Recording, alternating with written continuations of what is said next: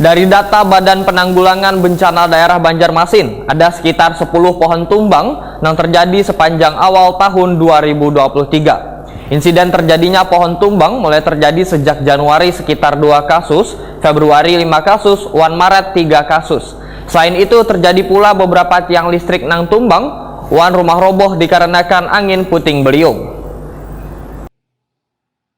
Dari data Badan Penanggulangan Bencana Daerah Banjarmasin, ada sekitar 10 pohon tumbang yang terjadi sepanjang tahun 2023. Insiden terjadinya pohon tumbang mulai terjadi sejak Januari sekitar 2 kasus, Februari 5 kasus, 1 Maret 3 kasus. Kepala BPBD Banjarmasin, Husni Tamrin, Wetakuni Prima TV jelang tengah hari Selasa 4 April 2023 madahkan, terjadi pohon tumbang di Banjarmasin lantaran cuaca ekstrim. Selain itu, terjadi pula beberapa tiang listrik nang tumbang, rumah roboh dikarenakan angin puting beliung. Menurut Husni Tamrin, pada kasus pohon tumbang, BPBD hanya memiliki kewenangan membersihkan kawasan terjadinya musibah akibat cuaca ekstrim tersebut, supaya kada mengganggu jalur lalu lintas. Rangkaian yang terjadi pada kasus pohon tumbang yang menimpa tiang listrik, BPBD melakukan koordinasi dengan Dinas Lingkungan Hidup 1 PLN agar selawas membersihkan kawasan tersebut, aliran listrik minta dipadamkan. Dikarenakan untuk penanganan pohon-pohon di Banjarmasin merupakan ranahnya Dinas Lingkungan Hidup. Husni Tamrin pun meminta Dinas Lingkungan Hidup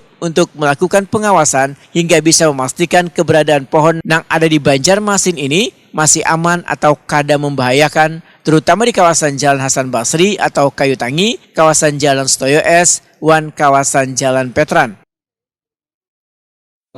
Ternyata cuaca ekstrim ini berakibat bukan hanya pohon ya, ada pohon yang sudah tumbang, kemudian baliho atau tiang listrik yang tumbang, itu memang kewenangan kami BPBD untuk segera mengevakuasi kalau baik ada laporan ataupun tidak, kalau kami mengetahui, karena kan bisa menghalangi arus lalu lintas baik sungai maupun di darat. Akan tetapi tentu kami tidak bekerja sendiri, kita bekerja sama. Misalnya ada tiang listrik yang tumbang, kami juga menghubungi PLN. Bukan hanya itu, ada pohon yang tumbang tapi terkena aliran listrik, ya. PLN juga ada biasanya, atau pihak Telkom kalau ada tiang Telkomnya. Jadi masing-masing sesuai dengan kewenangannya, ya mereka matikan dulu aliran listriknya. Kami tidak bisa bekerja kalau tidak dimatikan, nanti bahaya kan kawan-kawan. Nah begitu juga saat kebakaran kan juga seperti itu. Kalau PLN belum mematikan listrik, nggak berani orang menyemprot kan. Dan ini kalau pohon itu sudah tumbang, itu memang kewenangan kami. Tapi kalau pohon itu belum tumbang, kami tidak bisa membantu. Husni Tamrin meminta warga untuk selalu waspada di kondisi cuaca yang kadang-kadang cepat berubah ini.